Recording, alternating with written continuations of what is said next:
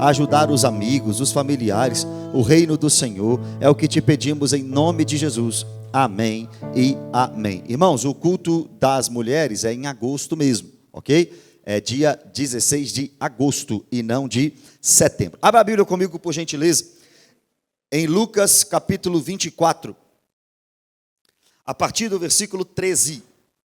Lucas capítulo 24, a partir do versículo 13. Eu queria pregar para vocês no famoso texto dos discípulos no caminho de Emaús. Nós estamos diante do Congresso da Lagoinha de Gessês, e ontem nós tivemos um culto aqui, e hoje estamos dando continuidade. E a ideia, o tema deste congresso, deste culto, é a presença de Deus, valorizar a presença de Deus. Nós estamos diante de um texto, irmãos, que os discípulos já tinham perdido a esperança depois da morte de Jesus. E por causa da perda dessa esperança, eles já não mais sentiam a presença de Jesus. É possível estarmos diante de Deus, é possível estarmos no culto, é possível estarmos na igreja com a carteirinha de membro, é possível estarmos no congresso, é possível estarmos em um GC, é possível estarmos pregando, louvando, mas sem sentir a presença de Deus, sem reconhecer a presença de Deus. E talvez esse estado é pior do que o ímpio, porque o ímpio está morto em seus delitos e pecados, e o ímpio precisa de uma salvação, mas ele está morto e sabe que está longe. Mas tem gente que está perto, ou melhor, longe, achando que está perto. Tem gente que fisicamente está perto, não falta um culto, mas não sente mais a presença, não reconhece mais a presença, não busca mais Deus, não chora mais, não ora mais, não estuda mais as Escrituras. E é sobre isso que eu queria falar com vocês. Você sabe muito bem que o Senhor Jesus veio a essa terra com um objetivo: morrer, e morrer pelos nossos pecados. É por isso que desde o seu nascimento ele recebe alguns presentes: ouro porque era rei, incenso porque era divino, mas mirra porque ele iria morrer. E desde o seu nascimento eles já estavam, os magos, preparando Jesus para o seu sepultamento. Jesus muitas vezes já sofreu ameaças de morte nessa terra, só que a Bíblia mostra para nós que ele escapava, ele fugia, porque não tirariam a vida dele sem que ele a entregasse. Não no momento que os fariseus queriam, não no momento que Roma queria, mas quando chegasse o momento exato, ele mesmo iria se entregar. E é exatamente isso que aconteceu. Numa última semana de vida de Jesus, domingo, ele entra de forma triunfal em Jerusalém. Segunda-feira, ele está purificando o templo. Terça-feira, está pregando o seu sermão escatológico. Quarta-feira, estão tramando para matá-lo. Na sua última quinta-feira de vida, aqui nessa terra, ele faz a última ceia com os seus discípulos. Sexta-feira, 9 da manhã, crucificado. Às 3 da tarde, entrega o seu espírito. Sábado, o seu corpo está na sepultura. Domingo, logo pela manhã, ele ressuscita e ele está vivo para a glória de Deus o Pai.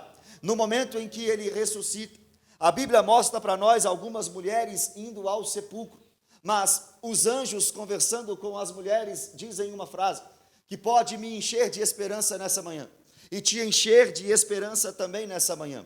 Por que é que vocês estão procurando entre os mortos aquele que está vivo? Ele não está aqui, ele ressuscitou. A Bíblia também diz que Pedro e João foram ao sepulcro. Pedro chegou primeiro, entrou no sepulcro. João chegou, não entrou. Mas eles também não encontraram o corpo. Se algum cético, se algum ateu, se algum agnóstico perguntar para você qual é a prova de que Jesus ressuscitou, a maior prova que temos é: não há prova que ele não ressuscitou, porque o corpo não está na sepultura. Se alguém te perguntar Qual a prova que Jesus ressuscitou? A resposta é: o túmulo está vazio. Não há prova de que ele não ressuscitou. Jesus está vivo em glória. E em uma de suas aparições, ele, no caminho de Emaús, vai conversar com alguns discípulos. E é sobre isso que eu quero falar nessa manhã. O texto do versículo 13 diz assim: naquele mesmo dia, em um domingo, 2 deles, talvez, dos 70 que caminhavam com Jesus. Você sabe muito bem que Jesus tinha 12 discípulos que ele chamou pelo nome. 3 discípulos mais próximos. Um que é o discípulo amado. Dos 12, Pedro, Tiago e João estavam mais perto de Jesus. Mas o mais próximo foi aquele que não abandonou Jesus, nem na crucificação. Aliás, o único que não abandonou Jesus na crucificação, João. Mas Jesus também tinha outros 70 discípulos que caminhavam com ele, que em Lucas 10 foram enviados de 2 em 2 para expulsar demônios, para pregar o evangelho, para curar enfermos. Talvez 2 desses discípulos estão aqui agora. E o texto diz: naquele mesmo dia, 2 deles estavam de caminho para uma aldeia chamada Emaús, distante de Jerusalém, 60 estádios. Talvez 11 quilômetros, ou nessa média, de distância entre Jerusalém e Emaús. Os discípulos agora estão saindo de Jerusalém, indo até Emaús, numa caminhada triste, angustiosa, chorosa. Jesus havia morrido, e esses 2 ainda não sabiam de sua ressurreição. Jesus havia partido, e estes 2 também queriam partir. Jesus tinha saído de Jerusalém, estava no túmulo para eles, e agora eles também estão abandonando Jerusalém, voltando para suas vidas, voltando para suas terras, indo para Emaús. E o versículo 14 diz: e iam conversando a respeito de todas as coisas sucedidas. A caminhada era de 11 quilômetros. Eles estavam a pé, andando por aquelas ruas, pela estrada, pelo deserto, avançando, chegando em Emaús. E quanto mais eles andavam, quanto mais eles passeavam, quanto mais passo eles davam, na cabeça deles só tinha uma coisa: Jesus fez o seu ministério nessa terra. Jesus curou enfermos, expulsou demônios. Jesus nos ensinou o reino de Deus. Jesus purificou o templo. Jesus entrou de forma triunfal. Jesus nos ensinou as últimas coisas. Jesus trabalhou nessa terra e nos ensinou cada detalhe do reino de Deus. Mas agora Jesus morreu. Jesus agora é passado nas nossas vidas. Jesus não está aqui conosco mais. Jesus era muito bom enquanto estava aqui na terra. Como nós aprendemos com Jesus, como nós andamos com Jesus, vimos maravilhas, sinais, prodígios. Nós aprendemos com o mestre, assentamos à beira do mestre, aos pés do mestre, aprendemos com ele, mas tudo isso agora é passado. Talvez é assim na minha e na sua vida também. Quantas vezes nos sentimos próximos de Jesus, mas lá no passado. Quantas vezes aprendemos de Jesus, mas lá no passado. Quantas vezes ouvimos o evangelho, ouvimos a palavra, ouvimos de Jesus, chorávamos, escutávamos um louvor e chorávamos.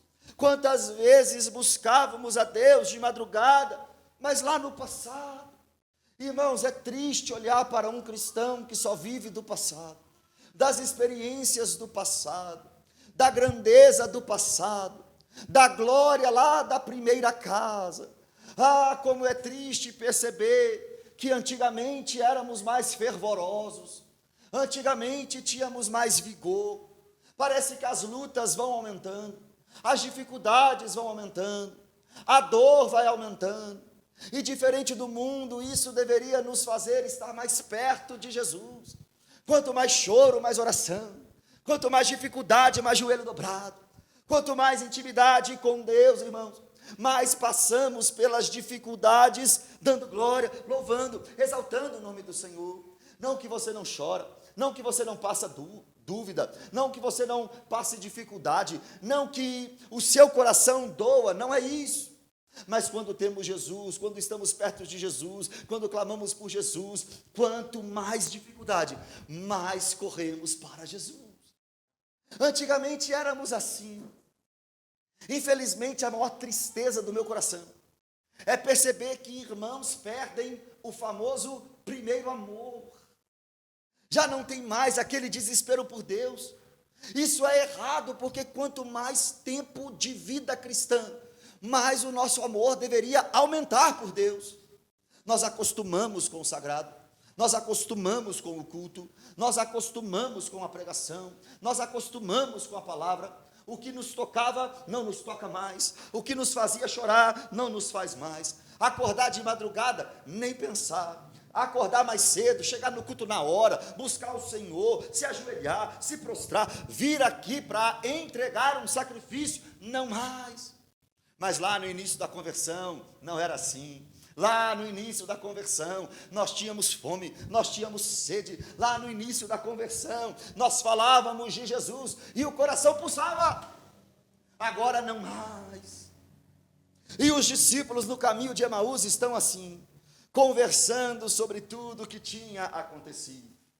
Aí no versículo 15 a Bíblia diz: e aconteceu que enquanto conversavam e discutiam, o próprio Jesus se aproximou e ia com eles. Os seus olhos, porém, estavam como que impedidos de o reconhecer. Estavam conversando sobre Jesus, irmãos.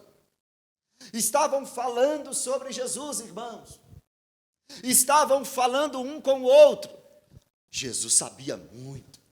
Jesus curava muito. Jesus transformava a água em vinho. Multiplicava pão e peixe. Jesus deu vista ao cego. Jesus curou surdo, mudo. Eles sabiam o que Jesus tinha feito, falavam de Jesus, mas Jesus chegou perto deles e eles não reconheceram Jesus. Mas Jesus, o próprio, diante deles, mas eles não mais reconheceram Jesus. É difícil pregar para quem só sabe letra. É difícil pregar para quem se tornou um religioso evangélico. É difícil viver com quem não tem mais apreço pela presença de Deus. É difícil participar de cultos onde a liturgia já está completamente prontinha e a gente só vem aqui bater cartão. É difícil conviver com crentes que não reconhecem mais Jesus ou a ausência dele. É difícil conviver em lugares onde a presença de Jesus já não é mais notada. É difícil pregar, é difícil cantar, é difícil adorar para pessoas que, como Paulo disse, estão doentes e mortas espiritualmente. É difícil viver no meio de evangélicos que se tornaram religiosos, que não reconhecem mais a pessoa do Cristo, que não sabem mais o que vem de Deus e o que não vem. É difícil pregar o evangelho enquanto outros pregam mensagens completamente diferentes do evangelho. É difícil tentar viver uma vida cristã fiel ao Senhor, enquanto outros só estão preocupados com seu umbigo. É difícil tentar falar de Jesus para pessoas que não reconhecem mais Jesus. Falavam de Jesus, irmãos, mas não sentiam a presença de Jesus. Andavam e falavam, tinha um congresso de GC, tinha conferência, culto de mulheres, culto de homens, tudo estava lindo e maravilhoso, mas não percebiam mais a presença de Jesus. Quantas vezes nos nossos cultos não fazemos para Jesus, fazemos para os homens? O culto tem que ser algo para que o homem se sinta agradável, o louvor tem que ser que agrade o homem, a pregação tem que motivar o homem. Não, irmãos, nós estamos aqui não por causa de você, você não está aqui não por causa de mim, nós estamos aqui por causa do Senhor Jesus Cristo. Se você vier a este culto, a esta igreja, lá na sua igreja, ou qualquer igreja desse país, e não sentir mais a presença de Jesus, e buscar apenas os seus interesses, você está com a motivação errada. Jesus não está nisso, e você acha que está. E tem lugar que Jesus está, e você acha que não está. Nós estamos perdidos, irmão. Nós estamos perdidos. 17. Vocês estão aqui? Vocês estão me ouvindo? Pelo amor de Deus, dá um glória.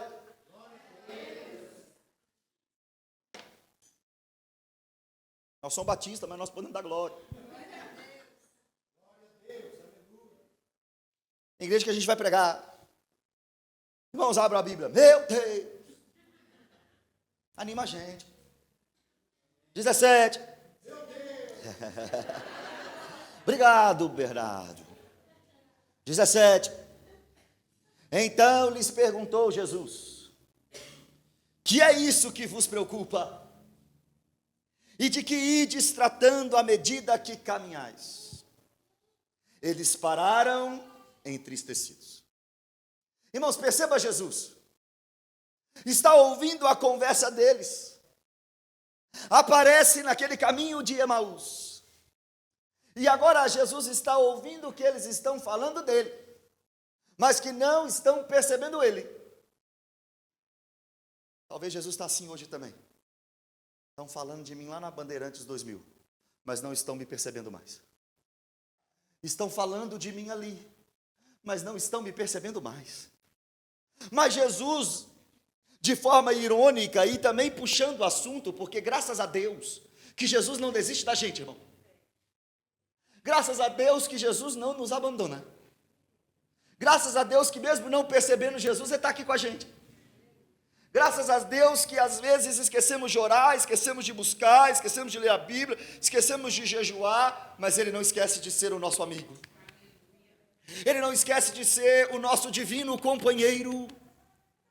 Graças a Deus, irmãos, que Jesus está aqui no caminho de Emaús. E no caminho de Emaús, Jesus está perguntando para os discípulos: o que está preocupando vocês? Escuta, eles ficaram entristecidos. Mas na sequência do texto nós veremos o que é que estava preocupando. Você sabe, porque você já leu Lucas, o que é que estava preocupando. Eles estavam preocupados porque Jesus havia morrido. O que preocupava os discípulos no caminho de Emaús era a morte de Jesus. Mas em todo o tempo Jesus estava dizendo que ele iria morrer, ele iria morrer, ele iria morrer, mas ele iria ressuscitar. Jesus havia os avisado: eu vou, mas eu vou ressuscitar. Uma certa vez Jesus disse: não se turbe o vosso coração, credes em Deus, credes também em mim. Na casa de meu pai há muita morada. Se não fosse assim, eu teria dito, mas eu vou preparar lugar. E quando eu for preparar lugar, eu vou voltar, vou recolher vocês, vou receber vocês, para que onde eu esteja, estejais vós também. Essa era a promessa, essa era a mensagem, essa era a pregação de Jesus. O tempo todo eu vou morrer, eu vou passar 3 dias no seio da terra, mas a morte não vai me vencer, não é o fim, não vai acabar. Mas os discípulos agora estão preocupados. Aquilo que preocupava os discípulos não preocupava Jesus. Aquilo que preocupava a terra não preocupava o céu. Aquilo que preocupava quem não cria nas promessas, não preocupava quem conhecia as promessas. Eles estavam preocupados porque haviam esquecido da ressurreição e estavam focados na morte. Mas Jesus ressurreto está perguntando: o que está preocupando essa igreja? O que está preocupando os discípulos? E agora eles estão tristes, impressionados. Eles estavam andando e, quando ouviram essa pergunta, pararam, entristecidos. E olha o que eles perguntaram para Jesus, no 18. Um, porém, chamado Cleopas, respondeu dizendo: és o único, porventura, que tendo estado em Jerusalém, ignoras ocorrência ou as ocorrências desses últimos dias, eles estão achando que Jesus é um homem normal, no caminho de Emaús. Jesus pergunta: o que vocês estão preocupados? A resposta é: você não está sabendo o que aconteceu, não? Por que vocês estão atordoados? Eles disseram: por tudo que está acontecendo, por tudo que nós estamos passando. Irmãos, às vezes Jesus pergunta para você no meio do furacão: por que você está preocupado? Tem hora que Jesus pergunta para você no meio da dúvida, no meio da dívida, no meio da bagunça, no meio da destruição familiar, no meio de tudo que você pode passar, no meio do luto, no meio da dor. Por que vocês estão preocupados? Mestre, lá no barco, o barco está virando, a tempestade está chegando, Jesus está dormindo. Ah, vocês são de pouca fé demais. Por que vocês estão agitados? Por que vocês estão preocupados? A pergunta, irmãos, leva a uma resposta óbvia, mais óbvia para nós. Nós é que ficamos agitados para lá e para cá. Enquanto o salmista diz: por que te abate, ó minha alma? E por que te perturbas dentro de mim? Espera em Deus. Por que te abates, ó minha alma, e te comoves, perdendo a calma? Não tenhas medo, em Deus espera, porque bem cedo Jesus virá. Por que vocês estão preocupados? Vocês não estão sabendo o que está acontecendo, não? Aí olha Jesus dando corda, Jesus dá corda. Jesus deixa ver até onde você vai com essa conversa fiada sua de preocupação. E ele lhes perguntou: quais? Você não está sabendo tudo que aconteceu, não? Todas as coisas que estão acontecendo? A Jesus: quais? O ressurreto está lá. Eles estão chorando porque estavam achando que ele estava morto. Jesus está ressurreto. Quais coisas que eu não estou sabendo? Agora, olha como eles sabiam de muita coisa, irmãos. É possível saber de muita coisa e não confiar. É possível conhecer a Bíblia e não confiar. É possível saber de Gênesis a Apocalipse e não confiar. O que aconteceu a Jesus, sabiam o nome dele. O Nazareno, sabiam o local. Que era varão profeta, sabia o título dele. Poderoso em obras, diante de Deus e de todo o povo. Sabia que ele era poderoso em obras. Que ele pregava com autoridade e não como os escribas. Eles andaram com Jesus, irmãos. Não era por falta de conhecimento que eles estavam preocupados. Era por falta de fé. Não era ausência de entendimento. Eles sabiam. Eles viveram com Jesus, eles conheciam a história. Mas mesmo assim eles estavam entristecidos.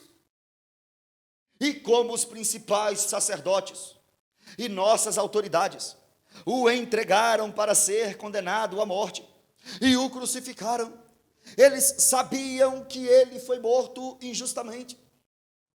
Ora, nós esperávamos que fosse ele quem havia de redimir a Israel. Eles sabiam sobre o reino, mas depois de tudo isso, e é já este o terceiro dia desde que tais coisas sucederam.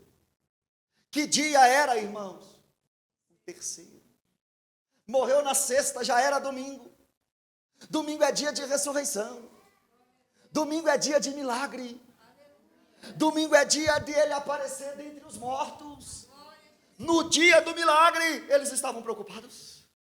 No dia da ressurreição, eles não estavam crendo mais. No dia que Jesus havia falado que as coisas iriam melhorar, no dia que Jesus havia prometido, eles já tinham esquecido da promessa, eles já tinham esquecido da palavra de Deus. É por isso que no dia do cumprimento, eles haviam achado que não iria se cumprir. Deus prometeu. Talvez está perto de cumprir. Mas entristecemos como se não tivesse cumprimento às promessas. No dia em que Jesus está prestes ou pronto para ressuscitar, no dia que ele ressuscitou, ao invés desses dois terem ficado em Jerusalém quietos, eles já tinham ido embora para Emaús. É assim com a gente. Para receber o cumprimento da promessa, vai ter que esperar chegar o terceiro dia. Mas não queremos esperar o terceiro dia. Queremos de nós mesmos decidirmos se ficamos em Jerusalém ou se vamos para Emaús. E vamos embora para Emaús tristes, de cabeça baixa, dizendo: é o terceiro dia. Ele morreu. Era Jesus o Nazareno, profeta. Pregava com autoridade, pregava com ousadia, era homem de Deus, morreu injustamente, mas já é o terceiro dia que ele partiu. Por que desesperar o terceiro dia? Se o terceiro dia é o dia da ressurreição. Por que esperar o terceiro dia, se é lá, irmãos, que acontecem as coisas? 22, é verdade também que algumas mulheres, das que conosco estavam, nos surpreenderam, tendo ido de madrugada ao túmulo, e não achando o corpo de Jesus, voltaram dizendo terem tido uma visão de anjos, os quais afirmaram que ele vive. Irmãos, eles sabiam do nome, eles sabiam do local, eles sabiam dos títulos, eles sabiam que ele era poderoso, sabiam que ele morreu injustamente, sabiam do reino esperado, sabia do terceiro dia, eles sabiam das mulheres, eles sabiam dos anjos. 24, sabiam também até dos discípulos que tinham ido lá. De fato, alguns dos nossos foram ao sepulcro e verificaram a exatidão do que disseram as mulheres, mas não o viram. Eles sabiam também de Pedro e João no túmulo. Eles sabiam de tudo o que tinha acontecido. Eles conheciam a história, mas estavam tristes. Você sabe que o seu Deus criou todas as coisas em 6 dias. Você sabe que Ele te deu fôlego de vida. Você sabe que Ele é o Todo-Poderoso. Você sabe que Ele tem cuidado de você até hoje. Você sabe que Ele não te deixa desamparado. Você sabe que Ele é o seu baluarte. Você sabe que Ele é o abrigo seguro. Você sabe que Ele é o seu Pai. Você sabe que Ele te ama. Você sabe tudo isso. Você sabe que é o terceiro dia, mas mesmo assim está desesperado. Como é que entende crente? Como é que entende discípulo? Se eles sabiam que Jesus era poderoso, se eles sabiam da promessa, se eles sabiam que as mulheres foram lá e não viram ele, se eles sabiam que os discípulos Pedro e João foram lá e não viram também, se eles sabiam de tudo isso, por que é que eles não estavam dando pulos de alegria? Porque são comedores de feijão, igual você, igual eu. Porque são homens limitados e errantes. Por que é que eles não estavam glorificando? Porque, irmãos, assim como nós, eles precisavam ver para crer. Só que Jesus disse uma vez para Tomé: mais bem-aventurado é aquele que não viu, mas creu. Queremos ver para nos alegrar, isso não é fé. Queremos ter para ter certeza, isso não é fé. A fé é a certeza das coisas que se esperam e a prova daquilo que não se vê. Como é que está a sua casa? Destruída. Como é que está seu casamento? Arruinado. Como é que está seu filho? Nas drogas. Como é que está a conta bancária? Conta bancária?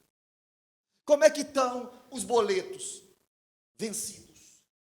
Como é que está a sua vida? Arrebentada.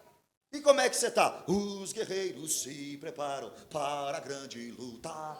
É Jesus o capitão que avante os levará. Eu quero estar com Cristo, onde a luta se trava. Isso é crente.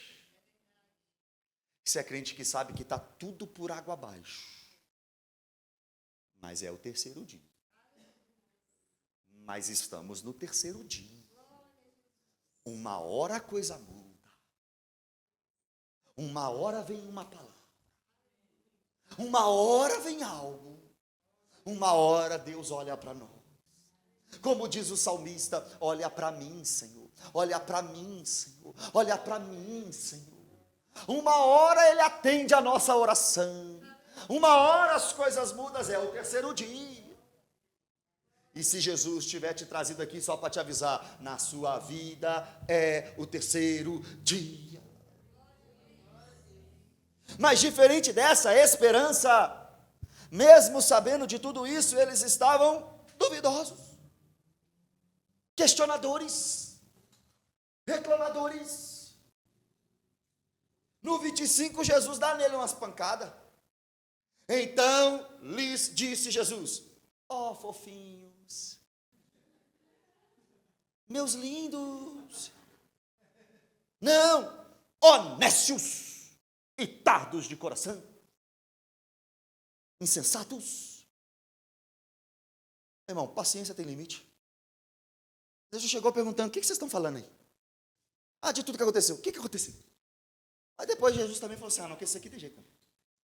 Vocês são nécios, insensatos. Seu coração demora para crer em tudo aquilo que os profetas disseram.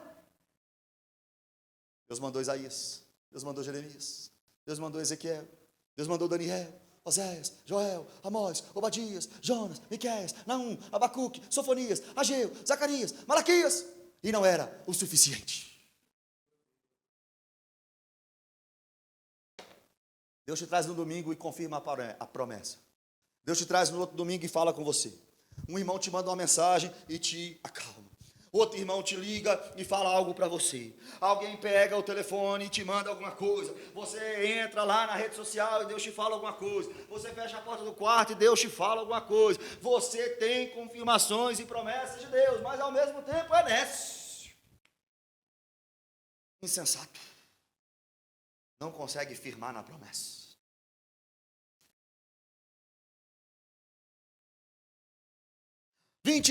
Porventura, não convinha que o Cristo padecesse e entrasse na sua glória? Vocês são nécios, vocês não estão entendendo. O Cristo deveria morrer mesmo. Ele deveria ir para a cruz mesmo.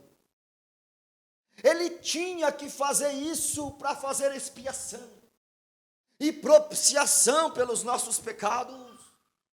Os profetas anunciaram, Isaías falou desse momento. Chegou o momento do cumprimento das profecias do Antigo Testamento. E vocês estão duvidando da palavra. Jesus corrige, mas ensina também. No 27, e começando por Moisés, discorrendo por todos os profetas, expunha-lhes o que a seu respeito constava em todas as Escrituras. Aí agora Jesus fala: discípulos, vocês estão conversando, estão falando, não estão crendo, fica quieto, agora eu que vou pregar. Aí Jesus começou a explicar desde os profetas aquilo que a Escritura falava sobre ele. Lembra do Salmo 22? Meu Deus, por que me desamparastes? Lembra de Zacarias 9, que o jumentinho seria a carga do Messias? Lembra de Miqueias 5:2, que diz que o menino nasceria em Belém? Lembra de Isaías 9, maravilhoso, conselheiro, Deus forte, Pai da eternidade, príncipe da paz? Lembra de Isaías 7, vai vir da virgem? Lembra de Isaías 53, ele foi ferido pelas nossas transgressões, moído pelas nossas iniquidades? Lembra de todos esses textos? Lembra do Salmo 110? Lembra do Salmo 24? Entrai agora pelas portas. Lembra de tudo isso? Está cumprindo, discípulo. Por que vocês estão tristes? Vocês estão tendo a oportunidade de ver com os olhos cumprimentos de profecias, mas estão chorando, tristes. Aí Jesus foi explicando. 28 e 29, quando se aproximavam da aldeia, lá de Emaús, 11 quilômetros de caminhada. Tem gente que mora aqui a 3 quilômetros da igreja, não vem. 11 quilômetros com Jesus andando. Para onde iam, fez ele menção de passar adiante. Chegou na aldeia. Os discípulos viraram à direita. Estou indo. A Jesus, tchau. Agora eu vou para lá. Jesus disse, estou indo seguindo reto. Eles não sabiam que era Jesus, mas gostaram da conversa. Falaram, esse homem é diferente. Não vai embora, não. Mas eles o constrangeram, dizendo, fica, Senhor, já se faz tarde. Tens meu coração para pousar. Faz em mim morar da permanente. Fica, Senhor, meu Salvador. Vai embora não, Jesus. Acaba o culto não, Jesus. Acaba a mensagem não, Jesus. Acaba a pregação não, Jesus. Acaba o louvor não, Jesus. Eu não sei quem é, eu não estou entendendo tudo, mas está gostoso. É bom te ouvir, é bom aprender com o Senhor. Fica com a gente. É assim que a gente sai depois da mensagem ser pregada. Fica com a gente, Jesus. Fala mais com a gente.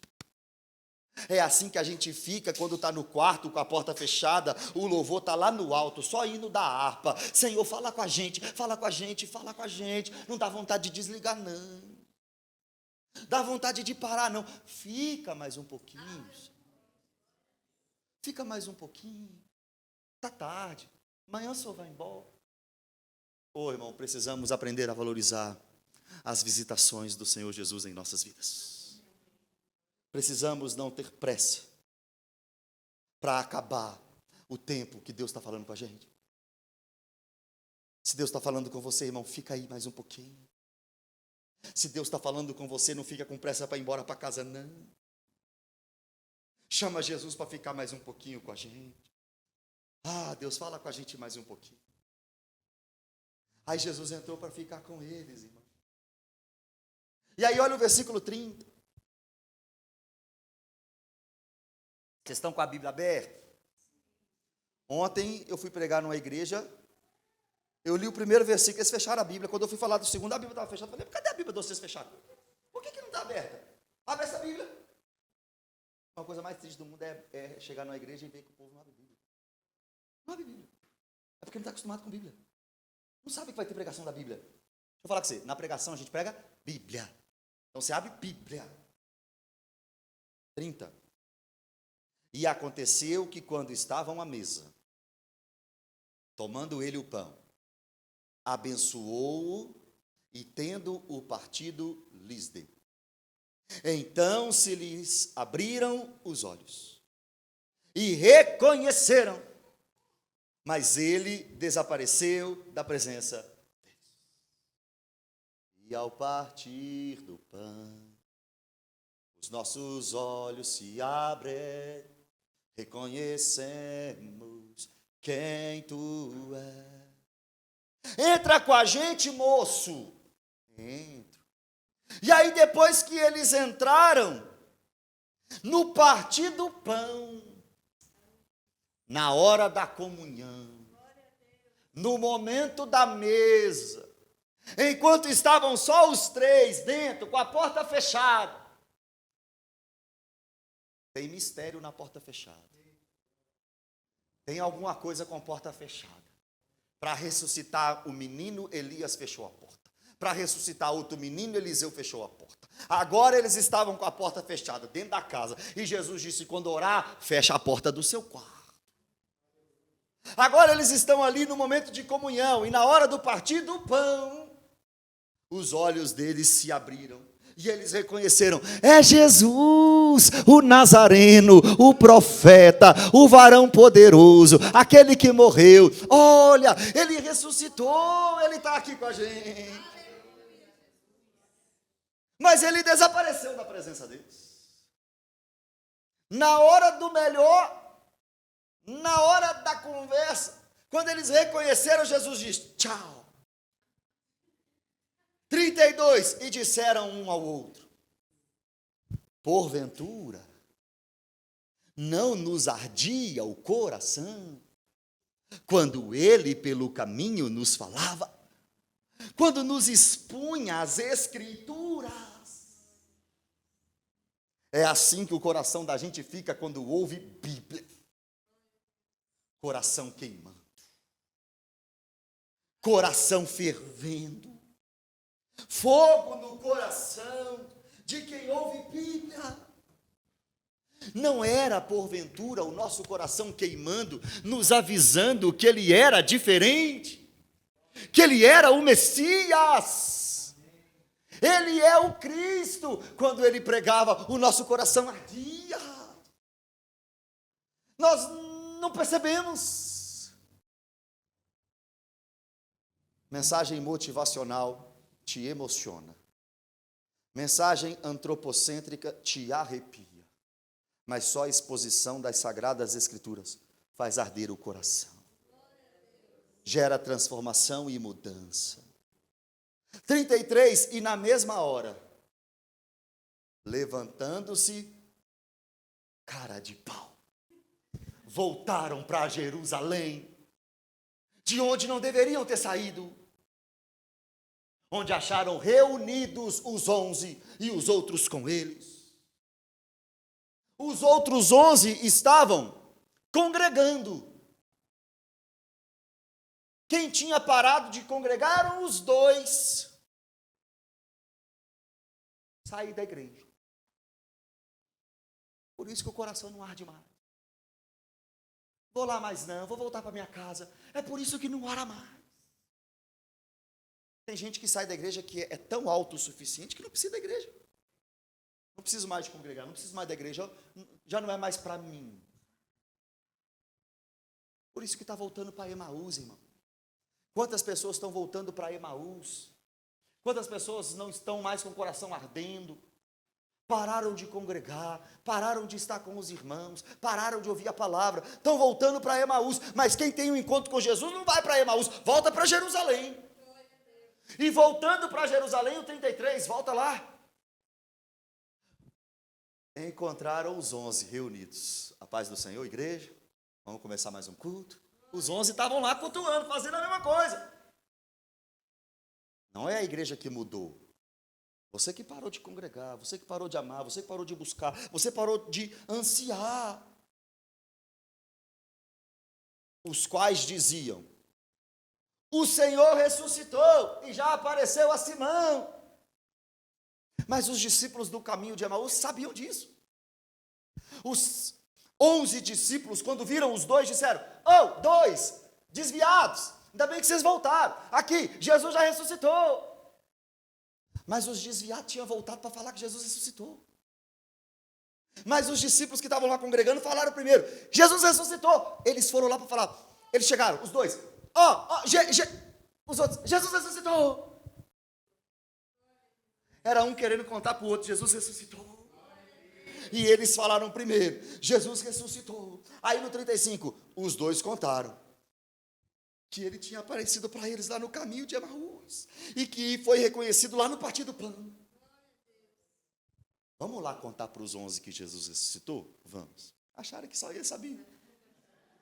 Chegaram lá, a notícia já tinha corrido: desviados, Jesus ressuscitou. Já apareceu até para Pedro. Apareceu para nós também, no caminho de Emaús. E só no Partir do Pão que a gente entendeu que era ele. Quem encontra com Jesus tem história para contar. Quem tem encontro com Jesus tem história para contar. E quer contar para todo mundo: Jesus ressuscitou, Jesus ressuscitou, Jesus ressuscitou. Por que você só fala de Jesus? Porque ele ressuscitou. Por que você só prega a Bíblia? Porque ele ressuscitou. Por que tudo seu é igreja? Porque ele ressuscitou. Por que você só fica olhando para cima? Porque ele ressuscitou e um dia ele vai voltar com o cabelo branco como a neve, seus olhos como chama de fogo, sua boca como espada afiada, seus pés como bronze de latão reluzente, na sua coxa Rei dos Reis, Senhor dos Senhores. O seu nome é Verbo de Deus. Por que você quer contar que ele ressuscitou? Porque eu encontrei com ele. Porque eu tive um encontro com ele. Por que você quer falar de Jesus? Porque ele abriu os meus olhos. E quando ele abriu os meus olhos, eu reconheci que ele era o Messias. Volta para Emaús, irmãos? Não. Volta para Jerusalém. Vai para Emaús, irmão? Vai não. Vai para Jerusalém. Fica em Jerusalém contando as boas novas do Evangelho. Não desiste, ele ressuscitou. Não pare, ele ressuscitou. Não perca a presença de Deus. Não perca a sensibilidade de ouvir a Deus. Ele está falando conosco. Fique em pé no seu lugar, vamos orar.